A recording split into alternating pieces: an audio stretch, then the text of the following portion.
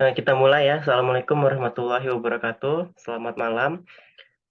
Eh, untuk materi hari ini kita akan bahas tentang limbah cair industri. Ya, kemarin kita sudah bahas tentang eh, penyediaan air bersih dan juga limbah cair domestik. Penggunaan air dari kegiatan rumah tangga, kemudian setelah dari penggunaan air tersebut dihasilkanlah limbah. Nah, yang dinamakan limbah domestik. Nah, sekarang kita masuk ke dalam limbah cair industri. Limbah cair yang dihasilkan dari kegiatan-kegiatan industri ya. Nah, nanti kita bisa membedakan karakteristiknya, kemudian juga pengolahan dan tipe air limbah dari industri dan juga bisa kalian bedakan nanti kalau kalian masih ingat materi sebelumnya, bisa bedakan dengan limbah cair domestik.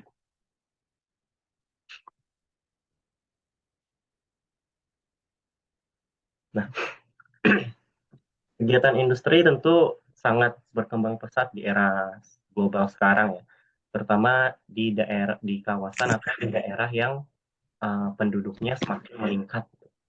Penduduk semakin meningkat, kemudian juga pendapatan per kapita masyarakat di suatu wilayah, kemudian juga gross development per kapitanya atau GDP-nya juga terus meningkat. Nah, pertumbuhan ekonomi juga ikut meningkat sehingga banyak kegiatan-kegiatan industri, baik itu di kegiatan manufacture, kemudian juga bahan makanan, kemudian juga bahan pakaian, itu sangat berkembang pesat.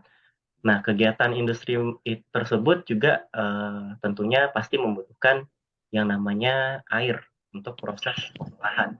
Nah, air untuk proses pengolahan ini bisa mereka atau bisa kita dapatkan dari sumber air yang tersedia ya. Baik itu sumber air permukaan atau sumber air tanah. Nah, sumber air permukaan tentu sangat gampang, sangat mudah untuk diambil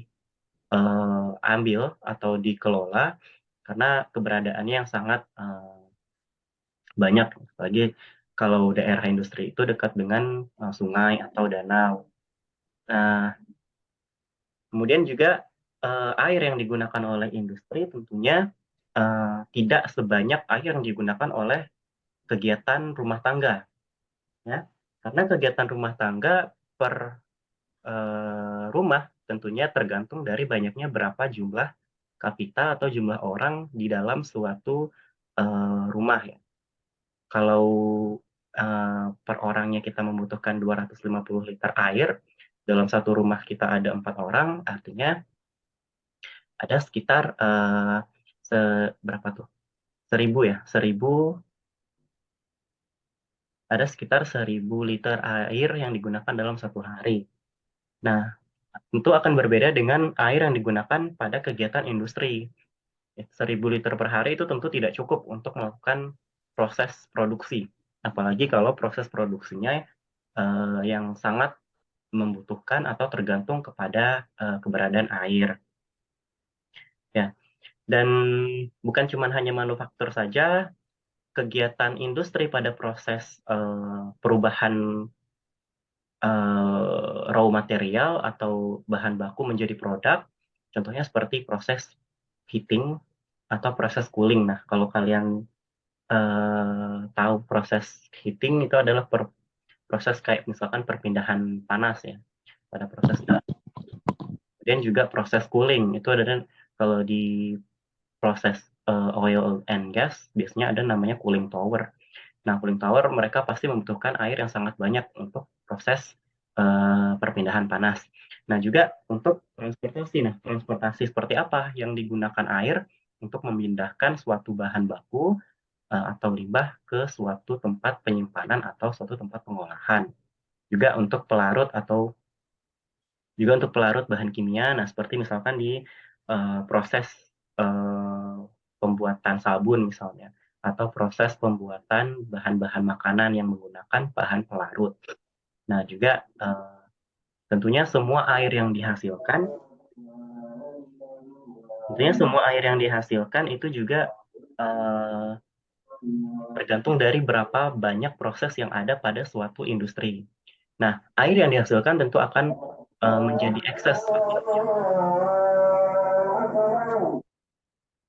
ekses atau menjadi lebih. Nah, ekses atau kelebihan air inilah nanti yang akan menjadi limbah cair dari suatu industri. Nah, limbah cair ini dikemanakan oleh industri? Nah, tentunya industri harus mempunyai sebuah industri atau sebuah pabrik eh, harus mempunyai yang namanya fasilitas pengolahan air limbah. Nah, fasilitas pengolahan air limbah ini tentu harus didirikan di suatu wilayah kawasan industri. Nah, namun ada juga beberapa industri yang hanya membuang air limbah ini ke saluran perpipaan air limbah yang nantinya akan diolah ke fasilitas pengolahan air limbah pusat atau municipal wastewater treatment. Nah, biasanya ini industri yang terletak di kawasan padat perkotaan. Nah, tapi ada juga industri yang tidak mengolah limbah. Nah, tentunya industri yang seperti ini sangat sangat uh, apa ya sulit untuk menangani pengolahan limbah seperti ini. Karena limbah yang dihasilkan tentunya nanti akan merusak lingkungan, mencemari badan air, nah kemudian juga mencemari tanah, ya. Nah, kemudian bagaimana air limbah yang harus diolah oleh suatu industri itu tergantung dari industri itu sendiri. Industri itu pengolahan apa yang diolah oleh suatu industri sehingga menghasilkan limbah yang dengan karakteristik yang berbeda-beda. Nah, ini skema penggunaan air industri secara global ya. Kita kalian lihat di gambar ini eh, berbagai macam industri, mulai dari industri baja, kemudian juga tekstil, kemudian juga pembuatan kertas, pulp and paper, kemudian juga pada engineering, kemudian ada proses geothermal. Nah, kemudian ada pembuatan pupuk juga ada, pembuatan makanan seperti gula juga ada di sini.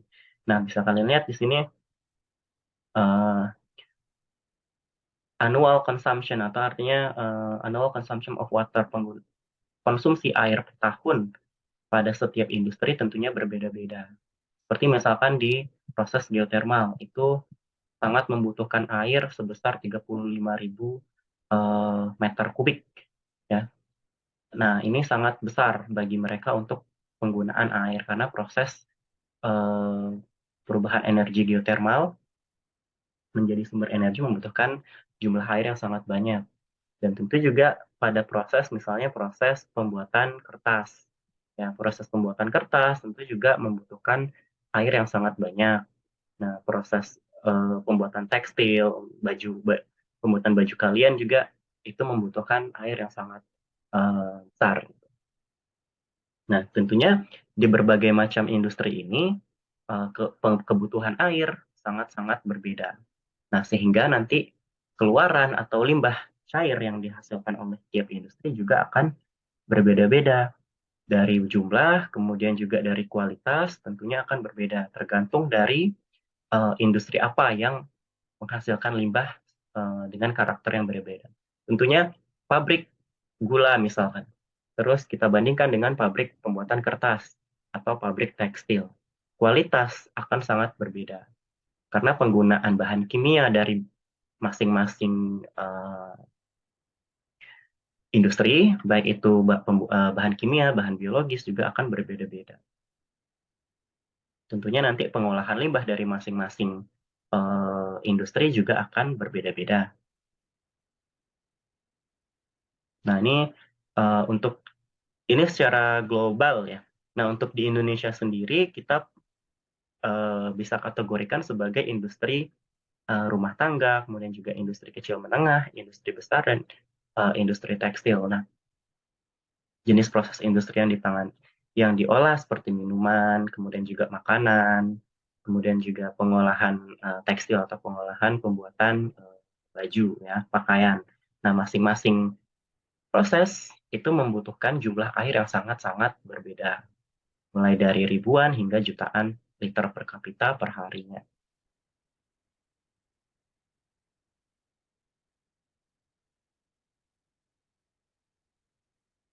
Nah, ini skema bagaimana sebuah industri itu mengkonsumsi air eh, dengan jumlah yang berbeda-beda ya. Bisa kalian lihat yang paling kecil, yang paling sedikit menggunakan air itu adalah pabrik makanan ya, pembuatan makanan ya. Mungkin ini berbagai macam makanan, tapi variasi penggunaan air dari berbagai macam makanan yang diproduksi tentunya akan berbeda-beda.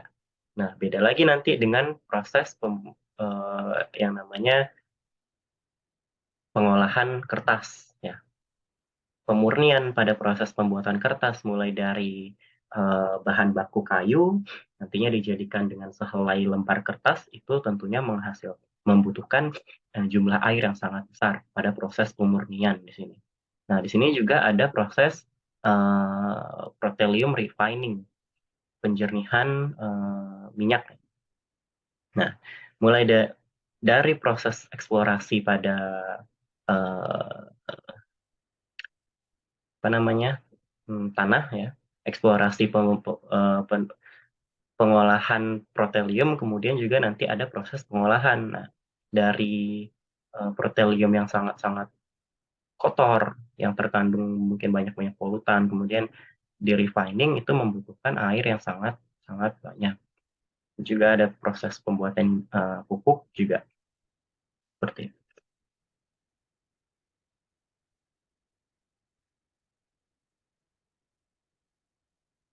Nah, untuk air limbah yang dihasilkan dari sebuah pabrik, tentunya kualitas dari masing-masing proses yang ada di suatu pabrik akan berbeda-beda. Misalkan pada proses pembuatan minyak kelapa ya, minyak kelapa sawit.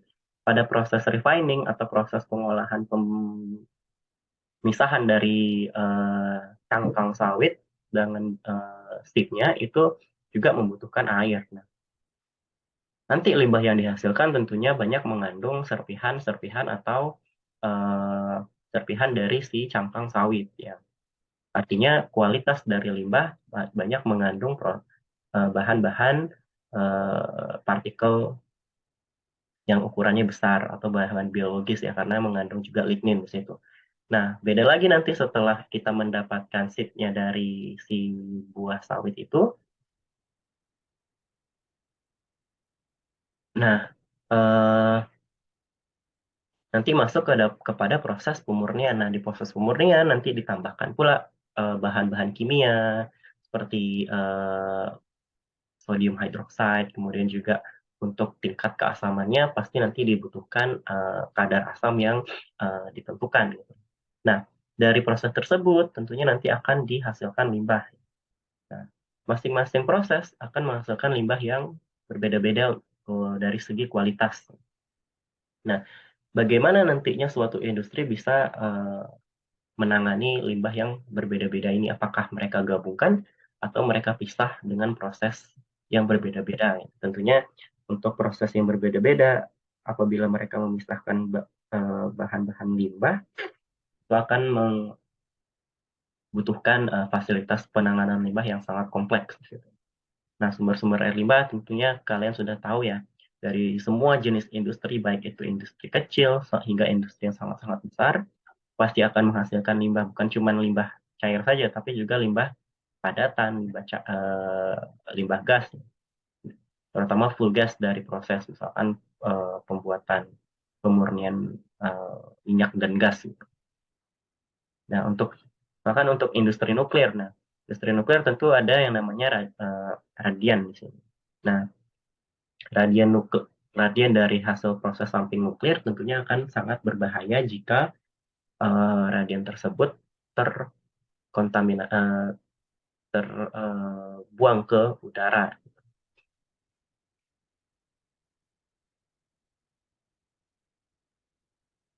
Nah, kemana air limbah industri yang dibuang oleh sebuah industri?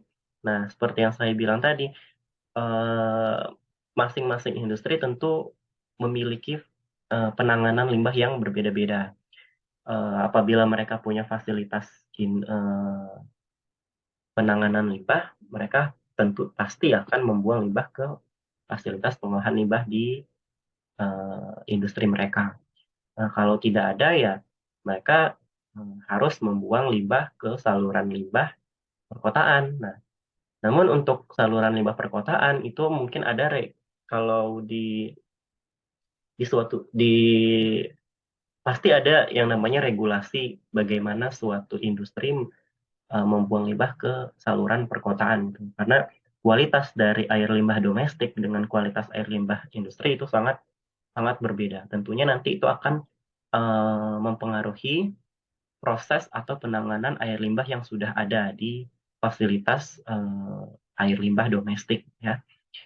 Uh, Kalau misalkan air limbah industri itu mengandung logam berat yang sangat tinggi, sementara air limbah domestik tidak, tentunya fasilitas penanganan limbah di perkotaan akan membutuhkan yang namanya mungkin bahan kimia yang tadinya hanya 10 miligram per liter, karena ada tambahan dari limbah industri, mereka menambah menjadi 100 miligram per liter untuk penanganan logam berat. Nah, ini akan merugikan fasilitas air limbah perkotaan.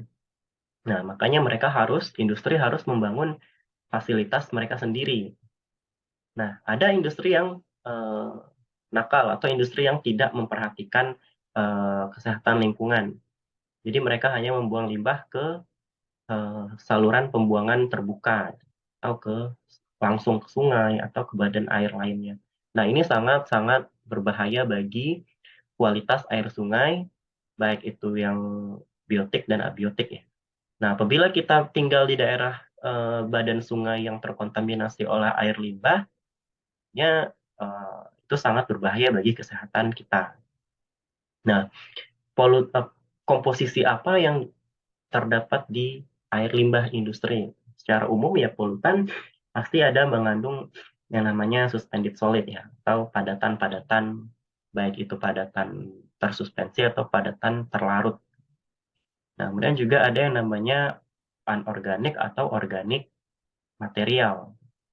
Nah, seperti kalau di pembuatan tekstil, nah mereka pasti menggunakan yang namanya pewarna. Nah, apakah itu pewarna alami atau pewarna buatan itu termasuk dalam kategori anorganik atau organik material di sini. Kemudian ada minyak. Nah, ini minyak biasanya dari proses pengolahan refining petroleum tadi, minyak bumi atau minyak kemasan untuk minyak kelapa sawit nih. Kemudian ada kalau amonia biasanya ini pada proses pembuatan pupuk. Amonia berlebih, nah biasanya di air limbah mereka mengandung kandungan amonia, fosfat juga. Kemudian logam berat, sianida, dan juga bahan-bahan organik yang sulit untuk dihilangkan atau yang sangat kompleks sehingga pengolahan dari bahan-bahan tersebut itu membutuhkan penanganan yang sangat-sangat advance atau kompleks. Nah, ini yang sangat-sangat industri malas untuk mengolah air limbah itu karena mereka juga harus mengeluarkan uh, lebih biaya untuk mengolah suatu limbah yang mereka hasilkan.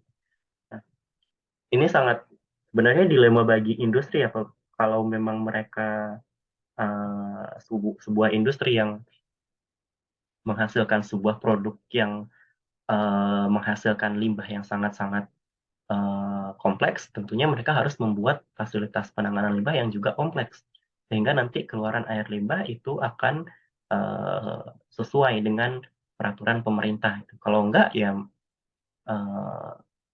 itu akan ada yang namanya nanti deteriorasi atau penurunan kualitas badan air. Nah, kalau tidak ditangani oleh mereka, tentunya pemerintah akan turun tangan untuk menutup industri tersebut. Nah, untuk penanganannya sendiri itu kurang lebih sama dengan penanganan dari ini ya air limbah domestik ya.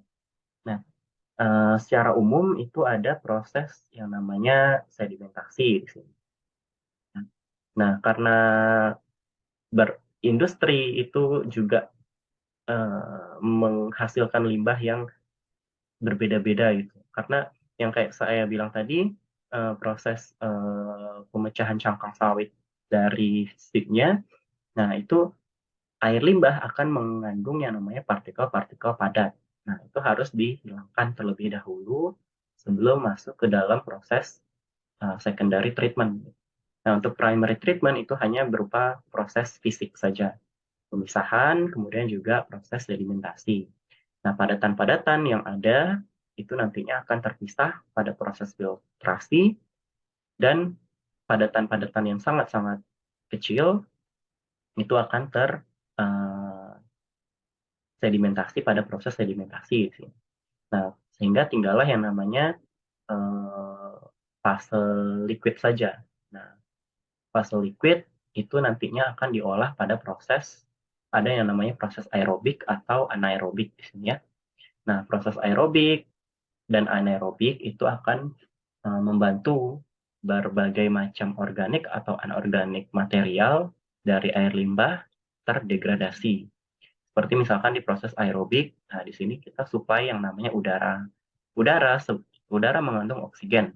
Oksigen itu berfungsi sebagai oksidan. Nah, oksidan dengan kandungan oksigen di dalam air tentunya nanti akan dapat mengoksidasi yang namanya uh, chemical oxygen demand ya. Nah, di sini bahan-bahan organik yang mengandung rantai-rantai oksigen akan teroksidasi sehingga nantinya akan terpecah-pecah sehingga mudah dihilangkan. Nah, nanti juga kalau kalian tahu reaksi antara oksigen dengan bahan organik, nanti itu akan menghasilkan namanya karbon dioksida, CO2. CO2 itu hanya tinggal diuapkan saja ke udara. Nah, bahan-bahan yang sudah teroksidasi tadi tentunya masih mengalir ke proses selanjutnya ya. Nah, proses selanjutnya biasanya nanti ada yang namanya anaerobik proses. Nah, anaerobik proses ini itu bantuan lebih dari mikroorganisme yang ada di kondisi anaerob. Nah, ini juga membantu degradasi organik atau anorganik material. Kemudian masuk ke proses yang namanya sedimentasi.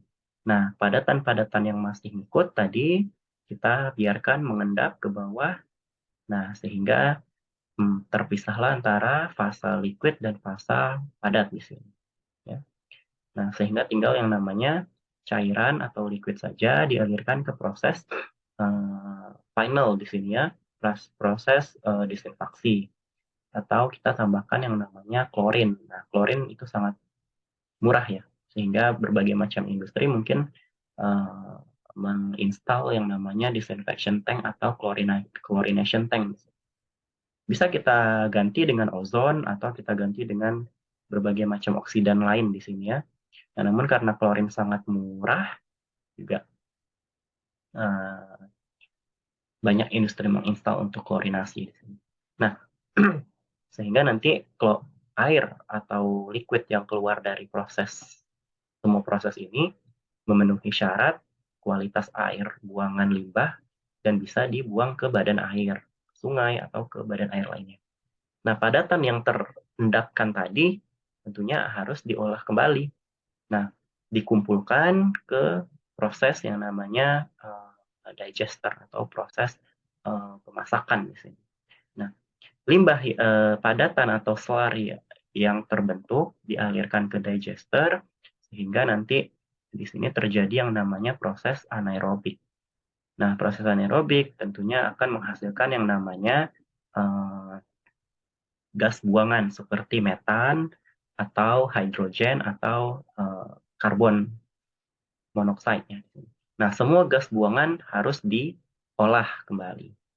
Atau bisa kalau metan misalkan, nah, metan bisa dijadikan bahan bakar alternatif ya.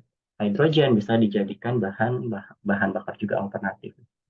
Nah, sludge atau slurry yang sudah kering nantinya akan sludge yang terendapkan nantinya akan dikeringkan di sludge drying beds.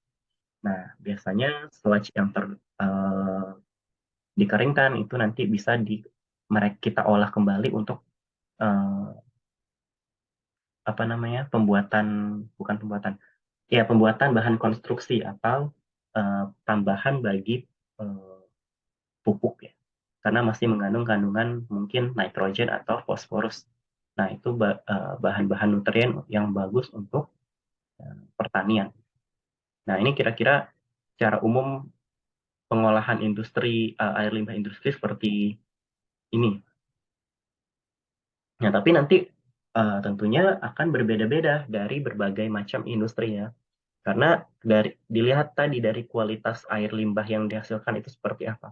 Semakin kompleks kualitas air limbah, maka pengolahannya pun akan semakin kompleks. Nah, ini karakteristik dari air limbah ya. Tadi ada padatan terlarut, padatan tersuspensi, atau kepadatan tidak terlarut. Kemudian ada yang namanya nilai electrical conductivity atau kandungan garam ya. Kemudian ada total padatan itu di sini. Nah, itu untuk karakteristik fisik. Karakteristik fisik itu kurang lebih berisi yang namanya padatan-padatan, baik itu terlarut ataupun tidak terlarut. Nah, untuk bahan kimia, karakteristik kimia, ada yang namanya sangat general ya, itu ada BOD, atau jumlah oksigen yang dibutuhkan oleh sebuah mikroorganisme untuk mengurai bahan organik tadi. Nah, ini biasanya parameter yang digunakan untuk menentukan kualitas keluaran dari proses aerasi tadi, atau proses aerobik di sini. Ya. Nah, kemudian juga yang namanya COD, Chemical Oxygen Demand.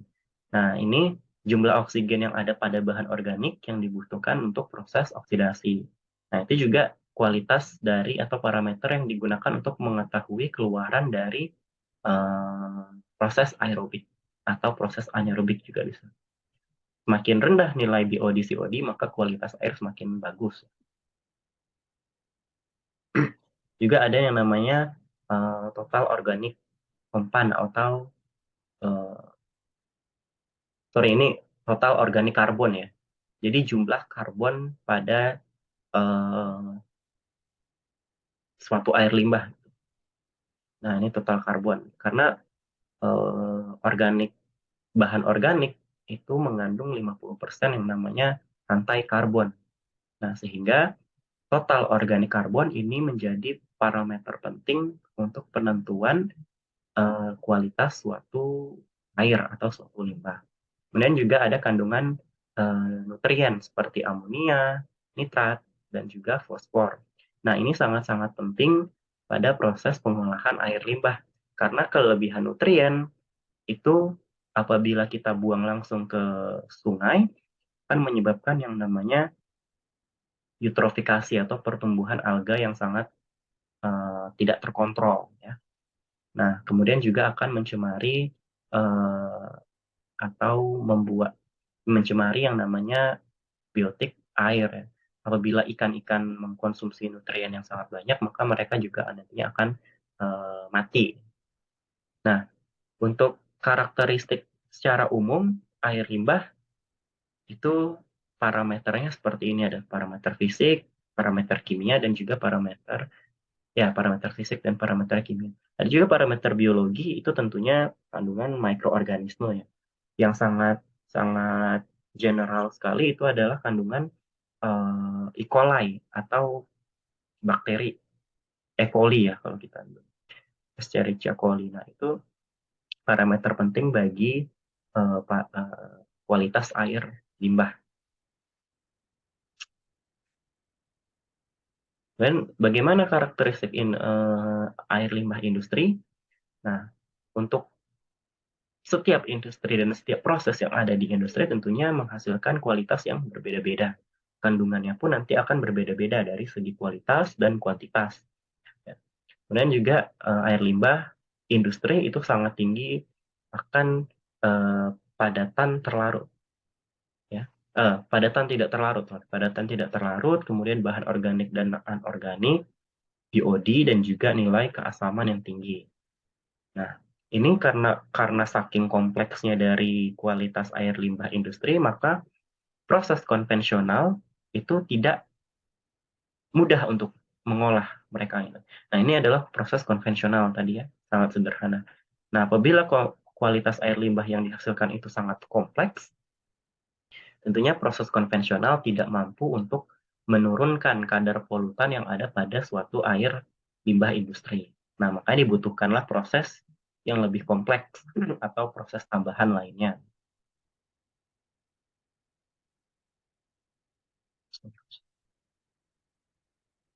Nah, untuk tipe air limbah itu secara umum ada yang namanya air limbah organik dan juga anorganik ya. Nah, bedanya tentu organik mengandung bahan-bahan organik ya. Seperti misalkan pada pembuatan makanan, itu kita menggunakan bahan-bahan organik atau bahan yang sangat gampang diolah oleh proses yang namanya digestion atau proses metabolisme. Nah, beda dengan anorganik. Nah, organik tentu ini berupa misalkan logam berat, kemudian juga berupa bahan-bahan seperti uh, nitrogen, ya, amonium nitrogen, nitrat nitrogen itu merupakan bahan-bahan anorganik. Yang, nah, ini tidak gampang untuk diolah pada proses degradasi mikroorganisme. Nah, masing-masing tipe air limbah ini tentunya membutuhkan proses yang juga mungkin akan berbeda. Ada proses yang dapat menghilangkan secara bersamaan kualitas anorganik dan kualitas organik. Namun ada proses yang hanya bisa menghilangkan organik saja atau anorganik saja. Nah, bagaimana bisa menghilangkan kedua-duanya? Apakah industri menginstal suatu pengolahan yang bisa mengolah dua-duanya atau mereka menginstal dua proses yang dapat menghilangkan kandungan organik dan anorganik. Nah, untuk proses organik ya, biological treatment atau proses biologi itu sangat uh, populer, sangat sangat umum. Nah, sementara untuk anorganik, proses fisik seperti sedimentasi itu juga sangat populer di sini. Nah, tentunya bahan organik yang menggunakan proses biologi itu seperti proses aerobik tadi ya. Kita gunakan oksigen untuk degradasi. Kemudian anaerobik, kita memanfaatkan bakteri anaerob untuk mengolah atau menghancurkan yang namanya organic matter yang kompleks tadi. Nah, ini kita masuk ke contoh dari kualitas atau kandungan polutan dari berbagai industri. Ada beberapa industri ya di sini ya, seperti misalkan industri uh, baja ya, besi dan baja. Nah, ini misalkan di Krakatau Steel misalkan. Nah, kualitas efluen yang mereka hasilkan berupa parameter COD, BOD, kemudian minyak, logam ya, kemudian cyanida. Nah, kemudian ada sektor dari proses tekstil atau pembuatan pakaian. Nah, dan juga ya pakaian ya. BOD, kemudian juga ada yang namanya kromium di sini. Nah, kemudian ada eh, sektor pembuatan kertas, kemudian petrokimia atau minyak bumi, kemudian bahan-bahan kimia seperti pembuatan bahan kimia untuk pelarut ya. Kemudian juga untuk farmasi di sini bisa. Kemudian untuk proses eh, tambang di sini juga termasuk. Nah, bisa kalian lihat bahwa parameter BOD dan parameter COD itu menjadi parameter yang sangat penting untuk mengetahui seberapa buruk atau baiknya kualitas air limbah dari masing-masing industri. Nah, untuk pabrik makanan misalkan, untuk pembuatan makanan dan minuman ya, contohnya seperti meat processing atau pengolahan makanan yang sifatnya dalam bentuk daging-dagingan ya. Nah, di sini untuk kebutuhan airnya tentu berbeda-beda ya. Nah, paling banyak itu proses meat processing di sini, 24%. Kemudian juga ada minuman, kemudian industri susu, ya, pembuatan susu, kemudian pemurnian susu, kemudian juga pembuatan susu untuk apa namanya, pembuatan yogurt atau keju di sini juga termasuk. Kemudian ada buah-buahan dan sayuran dan roti-rotian dan juga yang namanya beras di sini bisa. Nah, masing-masing industri makanan membutuhkan air yang berbeda-beda, ya. Air yang berbeda-beda ini pun akan nantinya menghasilkan limbah yang berbeda dari segi kualitas dan kuantitas. Nah, contohnya ini di rumah potong hewan ya. Nah, untuk di rumah potong hewan untuk skala besar, nah bisa kita lihat ini dari nilai keasamannya, kemudian juga nilai BOD, COD, kemudian total nitrogen, total fosfor, dan suspended solidnya. Masing-masing itu sangat-sangat besar ya. Nah, dari rentangnya juga sangat-sangat besar gitu. Nah, ini sangat apabila industri tidak memperhatikan kualitas air limbah yang ditetapkan oleh pemerintah, tentunya mereka harus mengolah air limbah yang mereka hasilkan. Ya, kalau tidak, ya air sungai atau badan air itu akan tercemar oleh mereka. Dan juga ada pada industri susu masing-masing eh, pembuatan atau produk dari pengolahan susu, seperti misalkan untuk pembuatan krim, kemudian untuk pembuatan keju, kemudian untuk butter ya. Nah, masing-masing itu memiliki kualitas yang air limbah yang berbeda-beda. Nah, itu tergantung tadi dari proses pengolahan, kemudian proses kimia, biologi, dan fisika yang mereka gunakan, bahan-bahan yang mereka gunakan tentu akan mempengaruhi kualitas air limbah yang mereka hasilkan. Nah, ini pabrik industri perminyakan. Nah, juga pada kualitas COD-nya itu juga berbeda, mulai dari minyak bumi dan gas. Nah, ini berbeda, sangat-sangat berbeda. Dari kandungan COD, bahan bahan organik ya, kemudian juga bahan anorganik, solid, padatan, dan kemudian eh, garam, klorid ya, kemudian sulfit dan juga kalsium, magnesium. Mineral yang mereka hasilkan juga sangat-sangat berbeda. Nah, ini juga masih untuk logam yang mereka hasilkan juga berbeda-beda ya. Seperti misalkan besi, kemudian boron yang mereka hasilkan itu juga berbeda, arsenik juga, lagi merkuri di sini ya. Nah, apabila logam-logam berat ini tidak diolah, nah ini sangat berbahaya bagi badan air, sumber air kita karena logam berat itu sulit untuk didegradasi oleh makhluk hidup. Nah, ini masih jenis logam yang berbeda yang dihasilkan dari perminyakan dan gas. Nah, ini dari masing-masing proses ya. Nah, desalter atau penghilangan kandungan garam di sini. Nah, di sini menghasilkan COD, SS, fenol yang berbeda-beda ya, amonium berbeda. Kemudian pada cooling tower yang dihasilkan juga itu mengandung kandungan air limbah yang juga berbeda. Nah, ini untuk pabrik kertas. Polutannya seperti apa? Nah, ini dari masing-masing pabrik atau masing-masing proses juga berbeda-beda. Nah, dari raw material persiapan pengadaan raw material, kemudian pulping ya, ini proses pembuatan buburnya. Nah, jadi raw material seperti kayu, kayu yang eh, disiapkan, nah ini harus nantinya akan diolah sehingga menjadi yang namanya fine particle ya, sebelum dijadikan bubur atau pulp. Nah, di sini ada terlihat BOD, COD, pigmen dari fibernya, kemudian juga grit ya. Nah, ini kandungan-kandungan yang ada pada air limbah. Kemudian setelah menjadi bubur atau menjadi pulp, nah ya, ada yang namanya penambahan warna pada pembuatan kertas ya.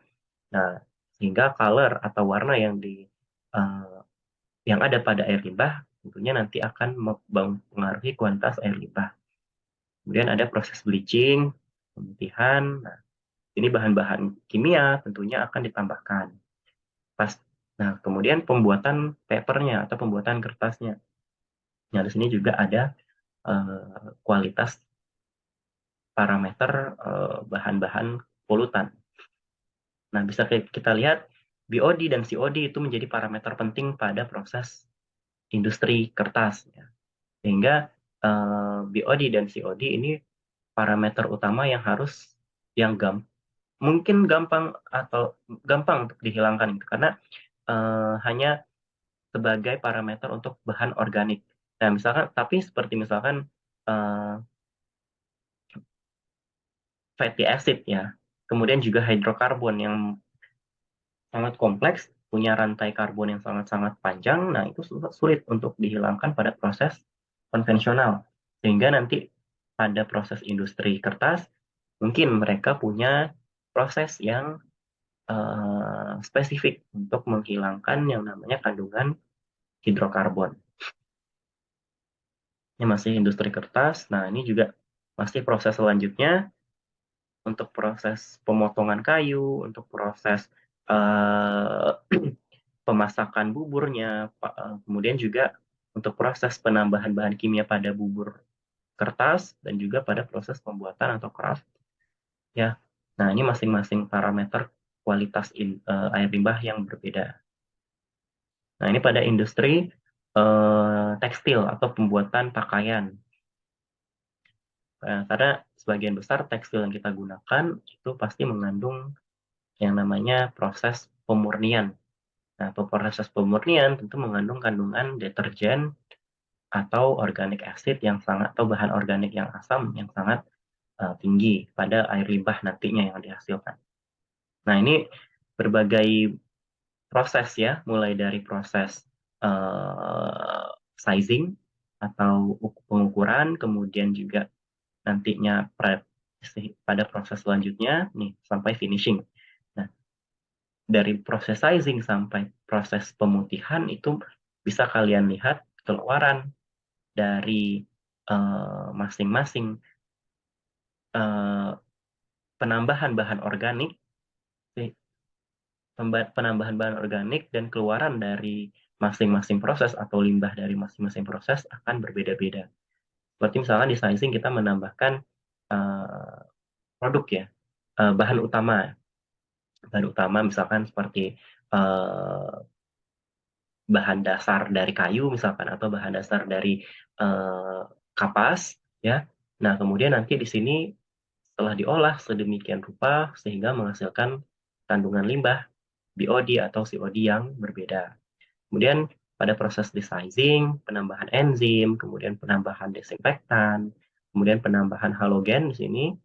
Nah, penambahan garam, desinfektan, klorin. Nah, pada proses bleaching tentunya nanti akan menghasilkan limbah yang berbeda-beda. Nah, hingga nanti proses yang namanya finishing, ya, proses finishing tentu akan menghasilkan kandungan yang sangat berbeda. Ini sangat karena di kita di negara kita itu banyak pabrik tekstil ya. Nah, pabrik tekstil yang ada pada beberapa wilayah itu masih jauh dari proses penanganan limbah yang kadang kalau dulu saya pernah ke Jogja itu ada kasus pencemaran air, saya lupa nama sungainya di Jogja itu. Jadi air sungai tersebut itu terkontaminasi oleh pabrik tekstil. Jadi pada badan air di daerah pabrik ya itu warnanya merah. Nah, setelah diteliti ternyata mereka mengandung pewarna atau solvent dari chlorinated compound di situ. Nah, ini sangat berbahaya kalau dibuang langsung ke badan air, ya. Sehingga nanti pada hulu sungai atau daerah padat pemukiman yang nantinya mungkin kita bergantung pada badan air tersebut, nah itu sangat berbahaya apabila kita konsumsi air. Walaupun hanya sekedar penggunaan air untuk proses mencuci atau proses bersih-bersih. Nah, bahan-bahan kimia tersebut kalau terpapar oleh kulit, nanti akan menimbulkan penyakit kulit, ya. Nah, ini sangat-sangat berbahaya. Ini yang sangat masih pabrik tekstil itu sangat jauh dari proses penanganan kualitas lingkungan. Nah, sehingga harus ada penanganan atau fasilitas pengolahan air limbah pada proses industri tekstil.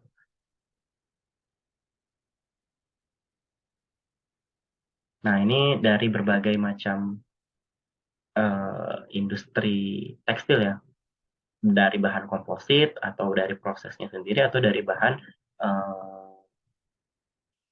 wool atau apa, woolen tuh dari bahan kapas, bukan kapas, dari bahan wool ya.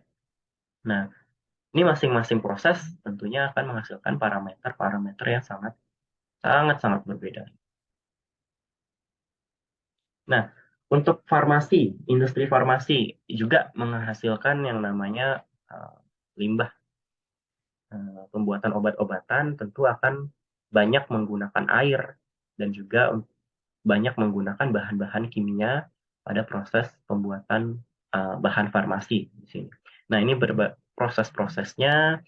Nah, bisa kalian identifikasi dari mana limbah yang mereka hasilkan.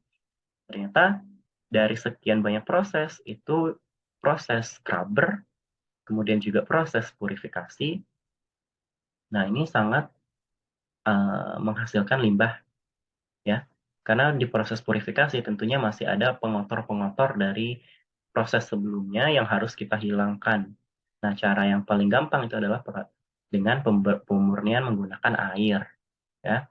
Sehingga nanti air yang dihasilkan itu akan menjadi yang air limbah industri.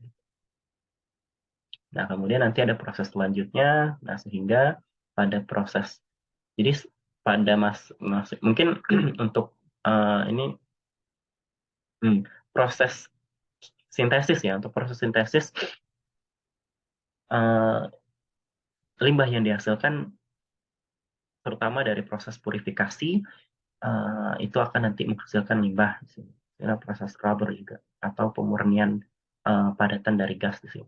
Nah, sehingga nanti padatan yang terkandung di dalam gas akan di gravitifikasi oleh yang namanya air sehingga gasnya bisa murni keluar. Nah, air yang ada pada air yang dialirkan ke tabung scrubber tentunya mengandung padatan. Nah, itulah yang dialirkan menjadi air limbah. Nah, untuk proses farmasi pada proses biologi atau fermentasi tentunya juga akan menghasilkan air limbah. Nah, namun mungkin kebanyakan dari air limbah pada proses fermentasi atau proses biologi itu menghasilkan kandungan biologi yang sangat tinggi ya. Seperti misalkan mikroorganisme yang berlebih dan juga kandungan BOD yang sangat tinggi. Nah, ini masing-masing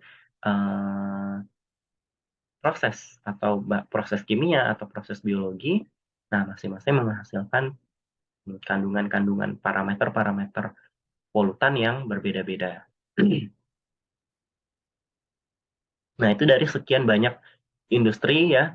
Ini banyak lagi industri-industri lain yang juga nantinya akan menghasilkan polutan yang berbeda-beda sehingga kualitas dari masing-masing limbah industri itu juga berbeda. Penanganannya pun berbeda. Nah, bagaimana nanti penanganannya itu akan kita bahas nanti.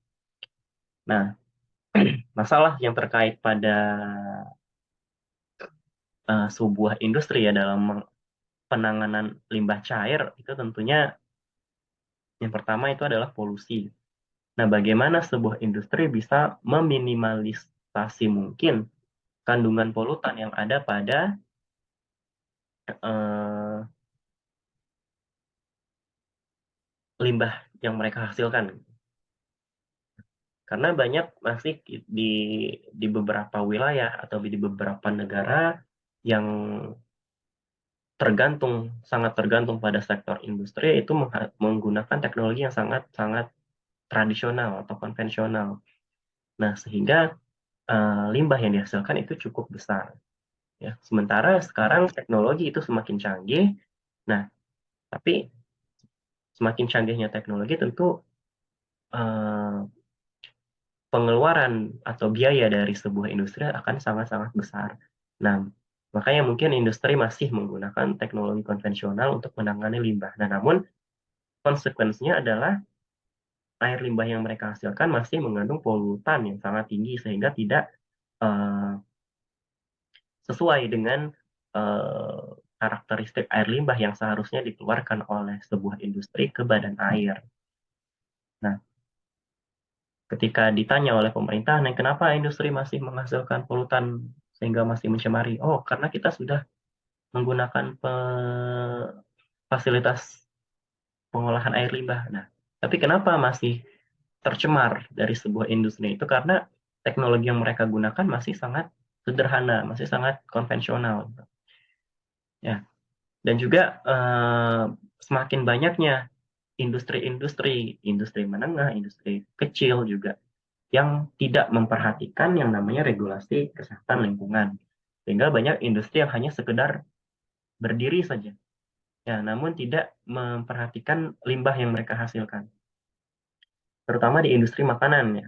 Karena industri makanan sangat gampang untuk didirikan, nah namun limbah yang mereka hasilkan pun itu nantinya akan sangat banyak. Sehingga mereka tidak tahu bagaimana mengolah air limbah yang mereka hasilkan, mereka hanya membuang ke saluran air terbuka saja atau ke comberan atau ke got di depan aktivitas mereka sehingga akan mencemari yang namanya sungai ya. Nah, juga banyak industri yang tidak menyediakan fasilitas pengolahan limbah. Nah, ini sangat dilema sekali ya. Dan eh, kesulitan untuk menangani dari air limbah yang mereka hasilkan. Nah, tentunya ini sebuah konsekuensi, sebuah tanggung jawab sebuah industri. Nah, kalau mereka ingin membangun sebuah industri, tentunya mereka harus bertanggung jawab terhadap apa yang mereka hasilkan, baik itu produk ataupun air limbah. Nah, air limbah yang dihasilkan tentu harus diolah oleh mereka. Nah, dari berbagai macam industri, karakteristik air limbah yang dihasilkan tentunya juga sangat berbeda. Nah, dari perbedaan karakteristik tersebut, pengolahannya sangat berbeda, mulai dari sederhana hingga yang sangat kompleks. Nah, sehingga apabila tidak dikelola dengan baik, makanya eh, air limbah yang mereka hasilkan masih mengandung kandungan polutan yang tinggi.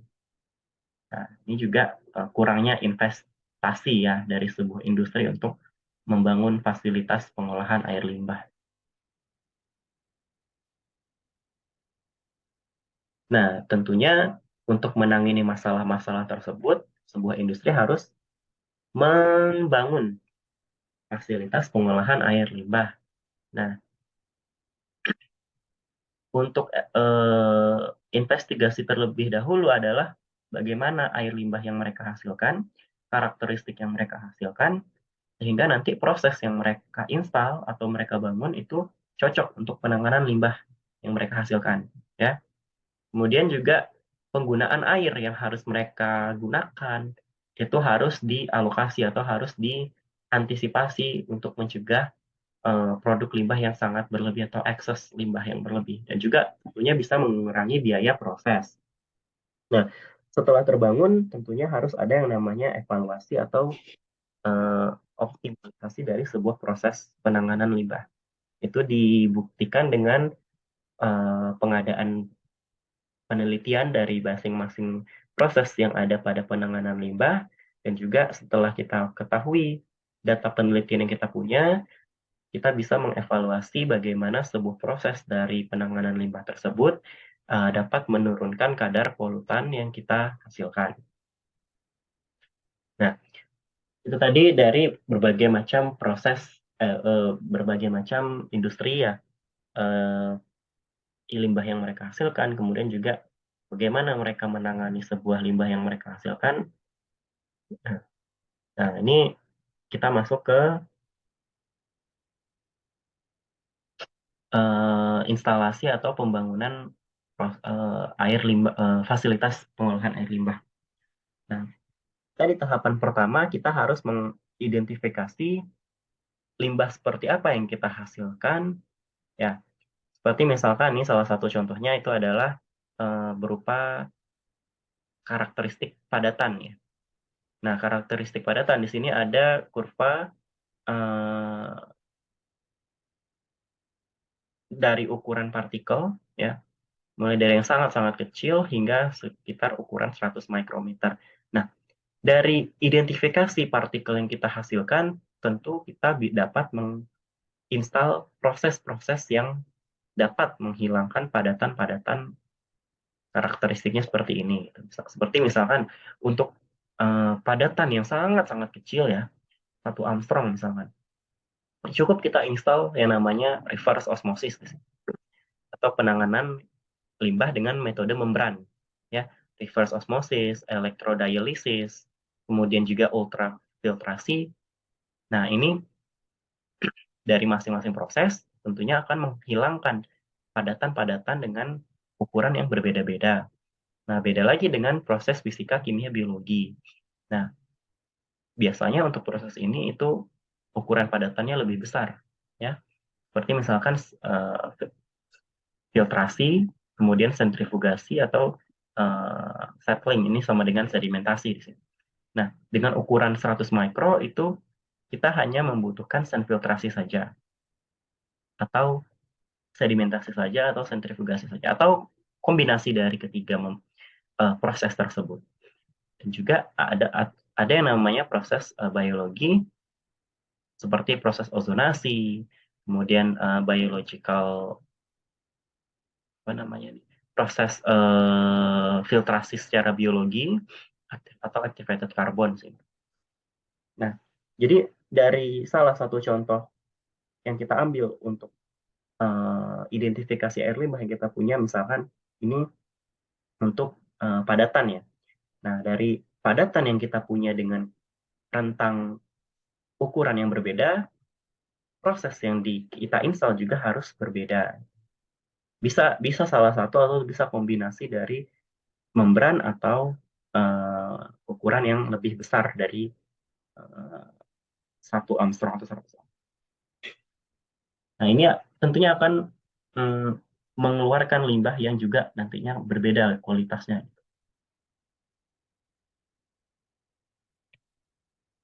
Nah, ini salah satu contoh penanganan limbah metode screening atau secara fisik ya. Ini hanya menghilangkan material yang ukurannya besar gitu. Nah, ini skema bentukan dari bar screen ya. Nah, ini penampang melintangnya, kemudian kita install bar screen-nya dengan kemiringan yang ditentukan, mulai dari 40 hingga 60 derajat. Nah, sehingga nanti inlet atau input air limbah yang masuk, padatan-padatan yang terkandung di dalam air limbah akan tertampung pada bar screen di sini. Sehingga yang keluaran hanya berupa air dengan kandungan padatan yang sangat-sangat kecil atau dissolved particle ya, yang terlarut. Nah, ini seperti ini gambarnya. Jadi hanya berupa jaring atau seperti jeruji saja di sini. Nah, ini untuk menghilangkan padatan yang sangat-sangat besar. Nah, di sini juga ada yang namanya ukuran dari lebar dari grade-nya ya. Ini kan ini grade kan. Nah, lebar dari lubang ya. Lebar dari lubangnya itu juga bermacam-macam. Nah, mulai dari besar 50 hingga kecil dari 15 mm. Itu tergantung dari penanganan limbah yang mereka hasilkan. Apabila mereka consider, oh, limbah yang kita hasilkan ternyata mengandung padatan yang sangat-sangat besar. Oke, kita bisa install yang namanya fine screen misalnya. Padatan besar atau padatan yang kecil dari padatan yang lebih besar dari 15 tentunya akan tertampung pada bar screen.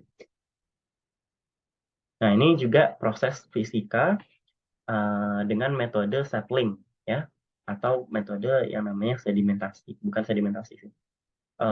Sedimentasi ya, hampir mirip sedimentasi. Nah, ini bisa kita gunakan stock flow.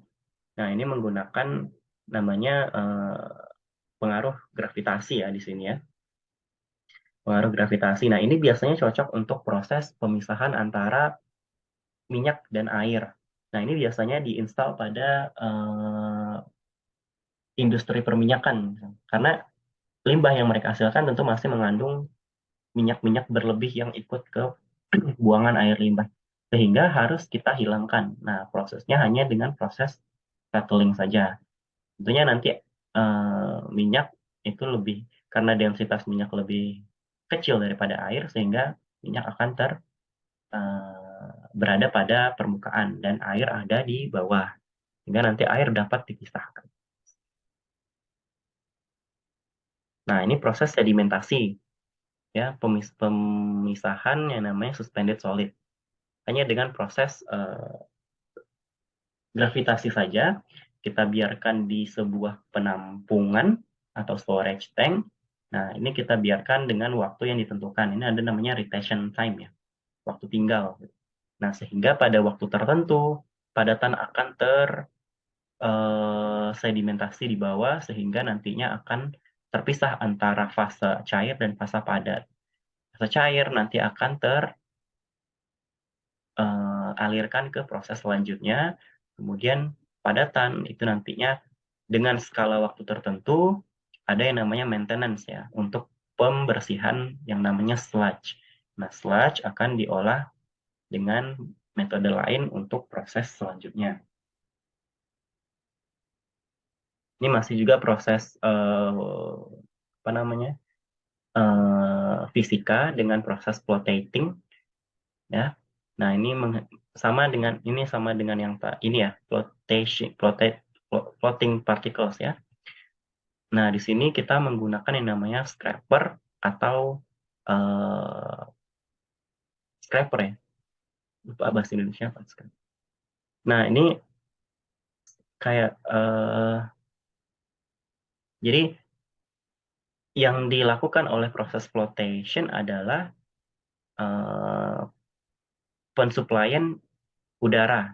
Nah, suplai udara ke dalam floating tank nantinya akan membuat fine particle atau yang namanya padatan-padatan yang sangat-sangat kecil atau bahan yang tidak larut di air itu mengapung, sehingga nantinya pada bagian atas itu akan dipisahkan oleh yang namanya scraper di sini. Nah, di sini ada yang namanya floated scum. Nah, di sini salah satu contohnya itu adalah bahan-bahan minyak, ya, bahan minyak atau bahan padatan yang mudah mengapung, sehingga nanti dapat dipisahkan oleh yang namanya scraper, ya, di sini. Sehingga efluennya nantinya akan terpisahkan oleh padatan tadi yang terapung. Nah, kemudian ada proses koagulasi. Nah, proses koagulasi itu pembentukan padatan dari yang fine tadi, dari yang sangat-sangat kecil menjadi ukuran yang sangat-sangat besar. Sehingga nanti proses selanjutnya adalah proses sedimentasi, sehingga dapat dipisahkan dengan proses sedimentasi.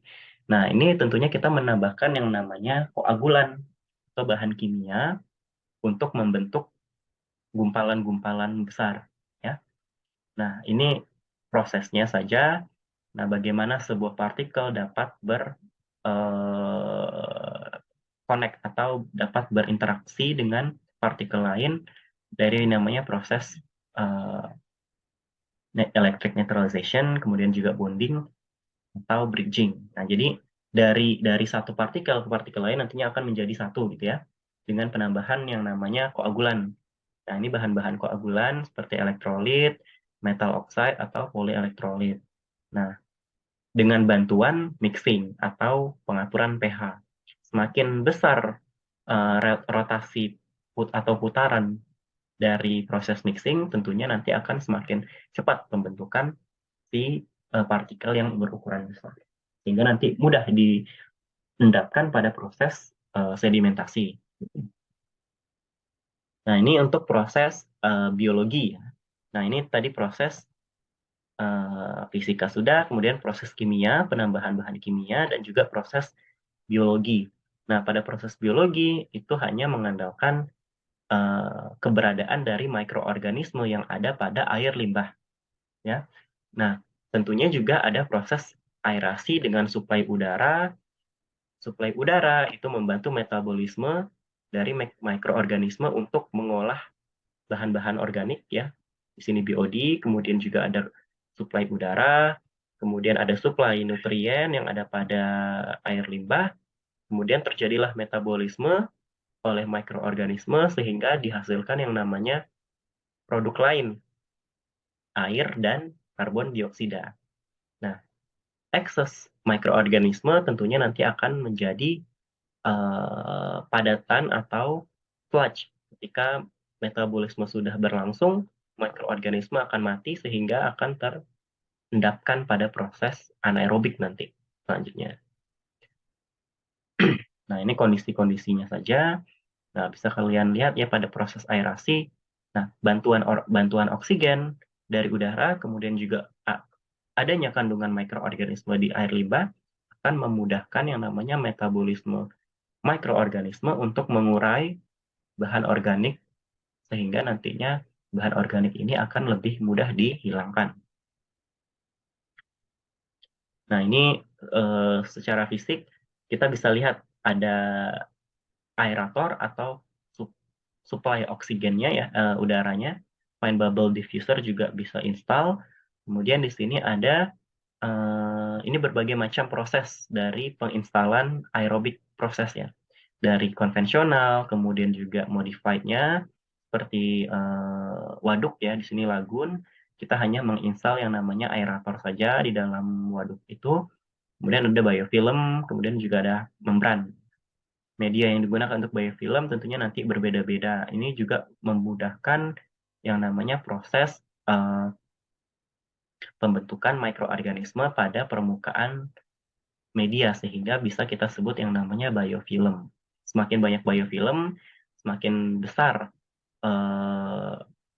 biodegradation rate ya atau laju biodegradasi sehingga kandungan organik yang ada pada air limbah akan mudah untuk dihilangkan. Nah, ada proses juga namanya anaerobik, tadi kebalikan dari aerobik. Kalau aerobik kita mensuplai udara, anaerobik itu tidak kita suplai apapun. Kita hanya mengandalkan kandungan mikroorganisme yang ada pada air limbah untuk mengolah bahan-bahan organik ya. Sehingga nanti yang dihasilkan adalah berupa gas buangan seperti metan, kemudian juga karbon dioksida dan gas lainnya. Nah, ini bisa kita manfaatkan kembali untuk energi alternatif lain. Ya, seperti metan itu bisa kita gunakan untuk bahan bakar. Kemudian amonia bisa kita gunakan untuk proses refining pupuk. Nah, kemudian mikroorganisme yang sudah mati atau tidak dapat memproses proses metabolisme itu akan terendapkan sehingga menjadi sludge atau endapan lumpur. Nah, endapan lumpur ini nantinya pada skala tertentu akan kita maintenance atau buang. Nah, ini bisa kalian lihat reaktornya ya. Reaktor anaerobik itu ada pipa-pipa juga yang menjulang ke atas. Nah, ini merupakan pipa aliran gas. Ya. Nah, aliran gas ini nantinya akan dialirkan ke scrubber lagi untuk diproses selanjutnya. Ini ada media-medianya, ini media pertumbuhan bakteri, sehingga pertumbuhan bakteri akan terjadi dan proses metabolisme pun akan berlangsung untuk mengolah air limbah yang bahan organik yang ada pada air limbah. Nah, ini metode yang sangat populer atau yang sangat banyak digunakan pada industri pengolahan air limbah itu ada yang namanya upflow anaerobic sludge blanket. Ya. Jadi kita mensuplai air limbah itu bukan dari atas tapi dari bawah. Ya, dari bawah kita alirkan dengan pompa tertentu. Nah, kemudian nanti di sini ada yang namanya berupa granul sludge ya, berupa padatan-padatan atau gumpalan-gumpalan padatan. Nah, di sini nantinya akan terpisah oleh yang namanya gas solid separator. Nah, sehingga air yang telah terpisah dari padatan dan yang ya dari padatan itu nantinya akan alirkan ke proses selanjutnya.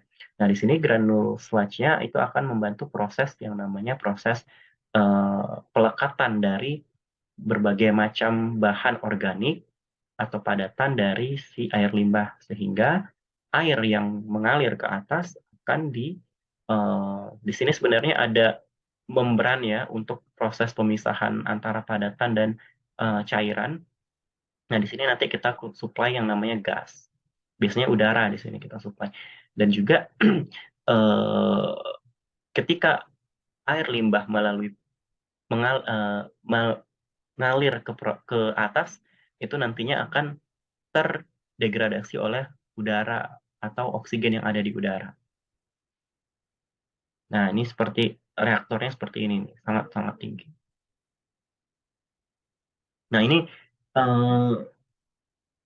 advanced treatment. Jadi, kalau tadi kita bahas secara konvensional dari masing-masing proses, ini ada namanya proses lanjutan yang sangat biasanya ini kombinasi atau proses advance. Nah, ini untuk pengurangan biasanya BOD, COD, dan suspended solid. Nah, biasanya kalau kita untuk proses filtrasi itu hanya menggunakan media pasir, media kerikil. Nah, itu kita gabungkan dalam satu tabung. Nah, itu kita gunakan sebagai proses filtrasi. Nah, namun untuk di proses advance-nya, itu biasanya kita menggunakan yang lebih bagus untuk lebih menghilangkan padatan terlarut. Nah, itu namanya proses ultrafiltrasi atau nanofiltrasi. Nah, ini atau yang namanya membran filtrasi. Nah, di sini menggunakan teknologi yang lebih untuk menghilangkan nilai-nilai BOD, COD, atau suspended solid-nya. Nah, sehingga nanti ada setelah proses filtrasi di awal, nah kemudian masuk ke proses koagulasi, nah atau nanti kombinasi dari advanced treatment dan kombinasi dari conventional treatment saja. Nah, ini bisa mengurangi padatan polutan-polutan mungkin bisa sebesar seperti misalkan ya sebesar 30% COD akan dihilangkan. Nah, jadi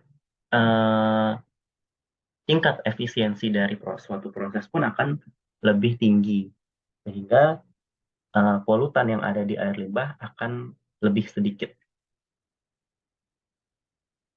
Nah, ini untuk penghilangan nitrogen. Nah, ada proses nitrifikasi, ada proses denitrifikasi. Kalau kalian populer dengan proses ini, nah ini sangat penting untuk penghilangan yang namanya kandungan nitrogen. Karena ini kandungan nutrien yang sangat berbahaya untuk kehidupan danau ya. Nah, di sini hanya sekedar proses di proses aerobik dan proses anaerobik.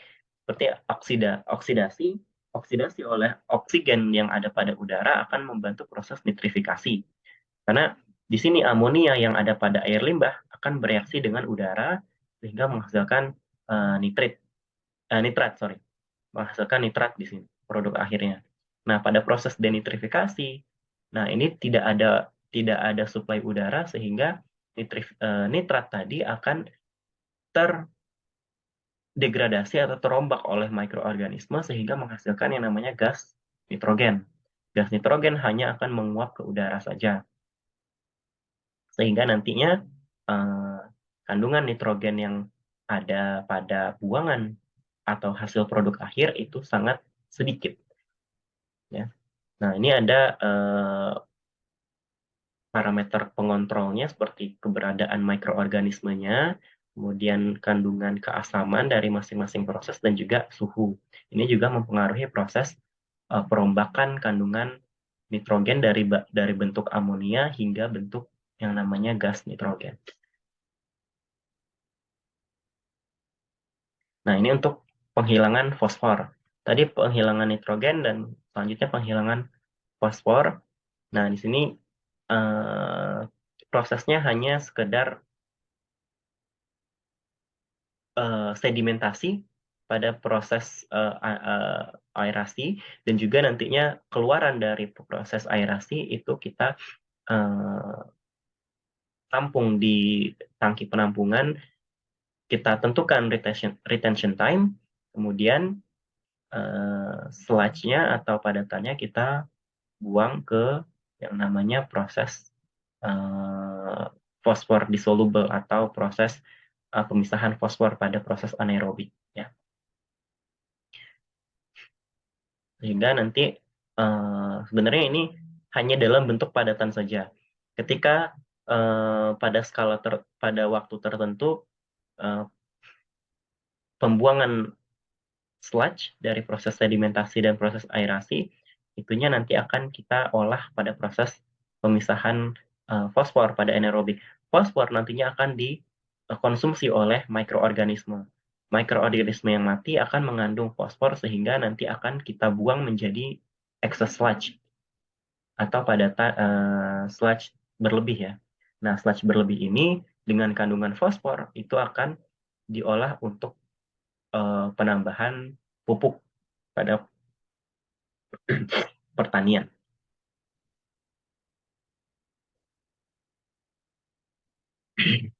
Nah, ini air yang telah diolah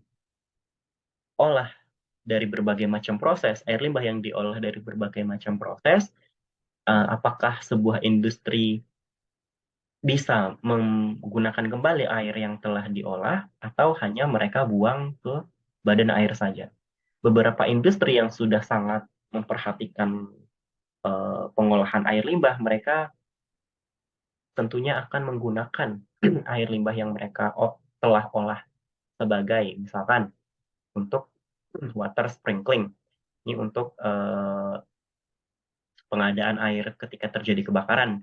Kemudian untuk flushing toilet, ya, untuk buangan untuk flushing, ya, di toilet. Kemudian juga untuk estetik, misalkan untuk pembangunan kolam ikan, kemudian untuk air mancur, ya, dan juga untuk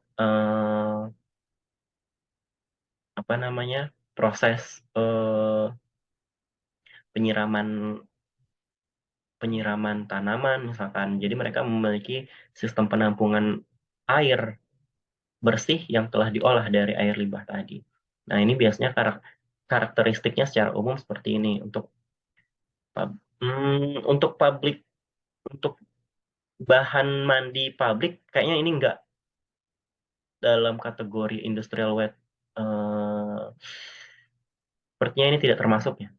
Untuk tap water juga ini tidak termasuk. Mungkin ini hanya sekedar batasan dari kandungan E. coli, kemudian batasan kandungan klorin pada tap water sebesar 0,1.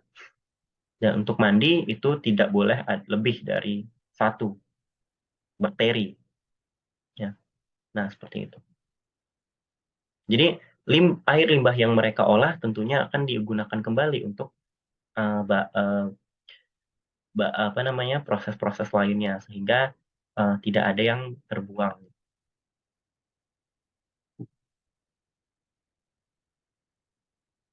Nah, ini hanya sekedar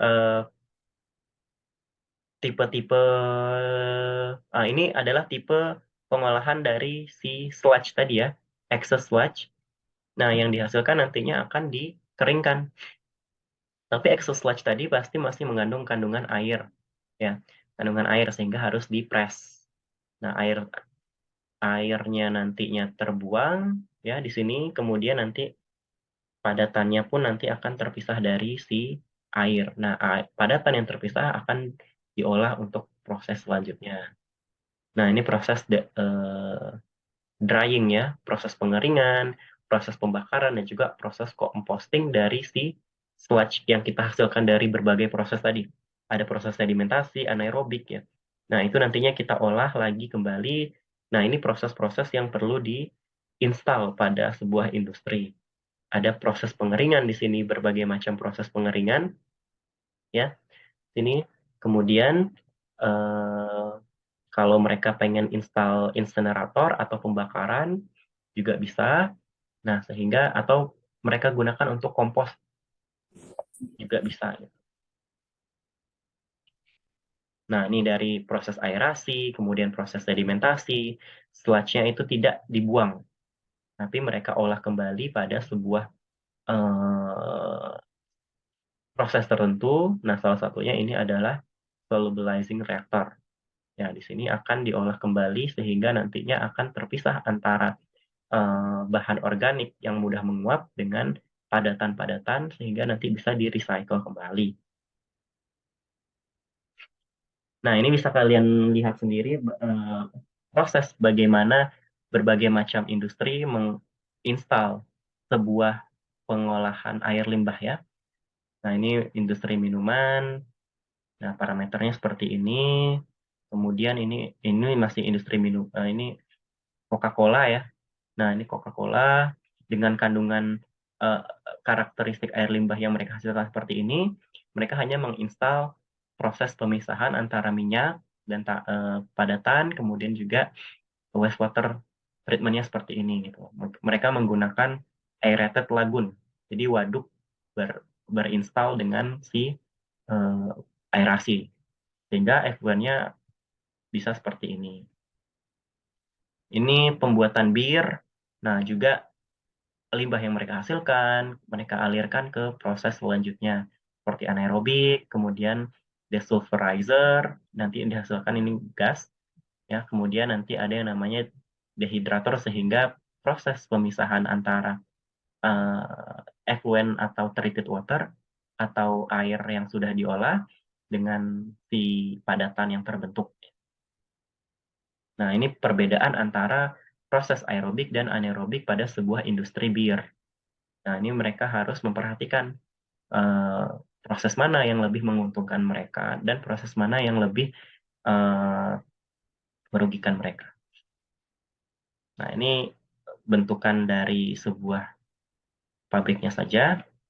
Nah, kemudian juga ada pembuatan sake. Ya, di sini limbahnya, karakteristik limbahnya, kemudian juga berbagai macam prosesnya juga ada, sehingga mereka mengeluarkan dengan kandungan BOD-nya kecil dari 20. Berbagai macam proses mereka punya. Nah, ini juga sake purification-nya, dari kita bisa bandingkan antara air limbah dengan keluarannya. Nah, dari 1000 BOD setelah diolah hanya sekitar 185.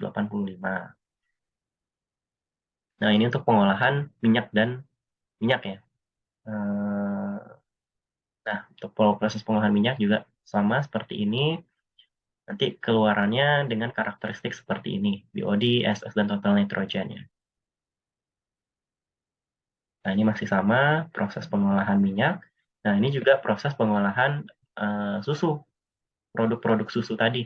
Jadi dari air limbah menuju ke aeration tank. Nah, kemudian proses sedimentasi dan proses klorinasi saja.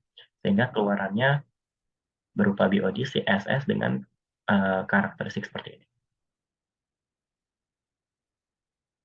Nah, ini untuk makanan berlebih ya, seperti ini. Nah, jadi berbagai macam produk seperti kacang-kacangan, kemudian susu, telur-teluran, semuanya akan berbeda-beda prosesnya.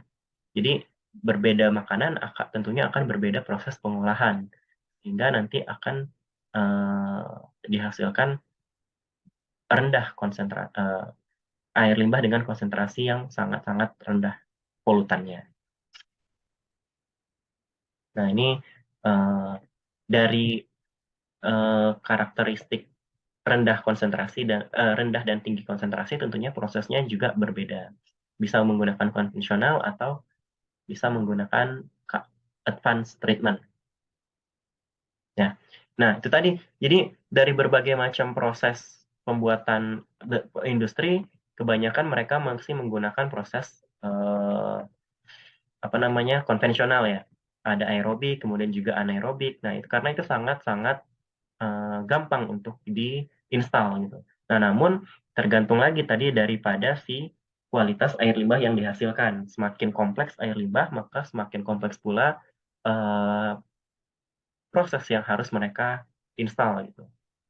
Sehingga nanti keluarannya harus memenuhi syarat kualitas air limbah, kualitas keluaran air limbah yang ditentukan oleh pemerintah. Ya, Sampai sini ada pertanyaan?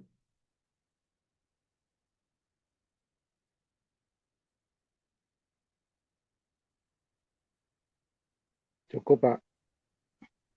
Ya, kalau tidak ada, silahkan dilihat tugasnya di IL, ya, bisa kalian pahami ya, bagaimana sebuah industri menangani yang namanya eh, air limbah gitu.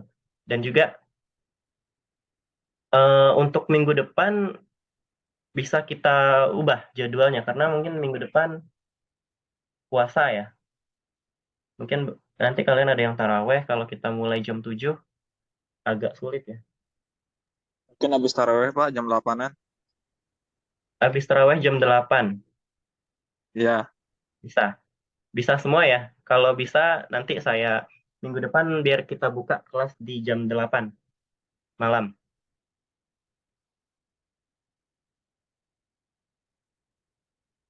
Ya, bisa ya. Nanti saya share lagi nanti di grup kalau bagi kalian yang nggak bisa nanti bisa hubungi saya, kita atur lagi nanti jadwalnya. Oke? Ya, untuk pertemuan hari ini sekian. Assalamualaikum warahmatullahi wabarakatuh. Waalaikumsalam. Waalaikumsalam warahmatullahi wabarakatuh. Gitu.